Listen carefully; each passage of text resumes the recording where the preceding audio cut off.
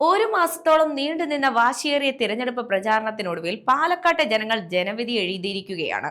തിരഞ്ഞെടുപ്പിന്റെ ഭാഗമായി നിരവധി വിവാദങ്ങൾക്കും രാഷ്ട്രീയ പോരുകൾക്കും പാലക്കാട് സാക്ഷ്യം വഹിച്ചു. എല്ലാത്തിനും ഒടുവിൽ കഴിഞ്ഞ ദിവസം രാവിലെ 7 മണിക്ക് തുടങ്ങിയ വോട്ടിംഗ് വൈകിട്ട് 6 മണിയോടെയാണ് അവസാനിച്ചത്. UDF സ്ഥാനാർത്ഥി രാഹുൽ മാങ്കൂട്ടത്തിലിനെ ബൂത്തിൽ തടഞ്ഞതുൾപ്പെടെ വിവിധയിടങ്ങളിൽ സംഘർഷമുണ്ടായി. ഇരട്ട വോട്ട് ആരോപണത്തിൽ വിവാദമുണ്ടായതിനെ തുടർന്ന് BJP ജില്ലാ പ്രസിഡന്റ് KM ഹരിദാസ് വോട്ട് ചെയ്തതുമില്ല. കൂടാതെ ഇത്തവണ പോളിംഗ് കുത്തനെ കുറഞ്ഞത് മുന്നണികളെ ആശങ്കയിലാക്കിയിട്ടുണ്ട്. എന്നാൽ പോളിംഗ് ശതമാനത്തിലെ കുറവ് UDFനെ ബാധിക്കില്ലെന്ന് K മുരളീധരൻ.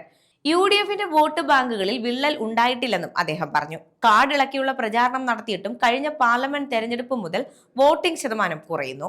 ഇത്രയും ശക്തമായ പ്രചാരണം നടത്തിയിട്ടും എന്തുകൊണ്ടാണ് വോട്ടർമാർ മുഖം തിരിച്ചിരിക്കുന്നതെന്ന് എല്ലാവരും ചിന്തിക്കണമെന്നും അദ്ദേഹം പറയുന്നു. തദ്ദേശ തെരഞ്ഞെടുപ്പാണ് ഇനി വരാനിരിക്കുന്നത്. പാർട്ടിയെ പ്രതിരോധത്തിലാക്കുന്ന ഒന്നും എന്റെ ഭാഗത്തു നിന്നുണ്ടാവില്ല.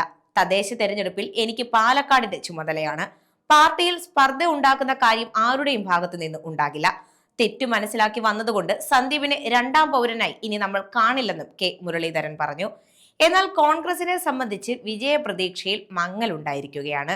2021 5000 വോട്ട് ഭൂരിപക്ഷത്തിലാണ് UDF സ്ഥാനാർത്ഥിയായിരുന്ന ഷാഫി പറമ്പിൽ മണ്ഡലത്തിൽ വിജയിച്ചത്.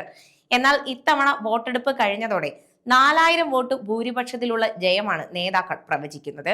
കഴിഞ്ഞ തവണ CPM-ൽ നിന്ന് വലിയ തോതിൽ വോട്ട് UDF സ്ഥാനാർത്ഥിക്ക് ലഭിച്ചിരുന്നു. എന്നാൽ ഇത്തവണ ഇടതു സ്ഥാനാർത്ഥിയായ ഡോക്ടർ P സരിനു വേണ്ടിയും ശക്തമായ പ്രചാരണമാണ് ഇടതു മുന്നണിയും നടത്തിയിരിക്കുന്നത്. ഈ സാഹചര്യത്തിൽ പാലക്കാട് ഇനി ആര് നയിക്കും എന്നത് നവംബർ 23-ന് തന്നെ അറിയാം.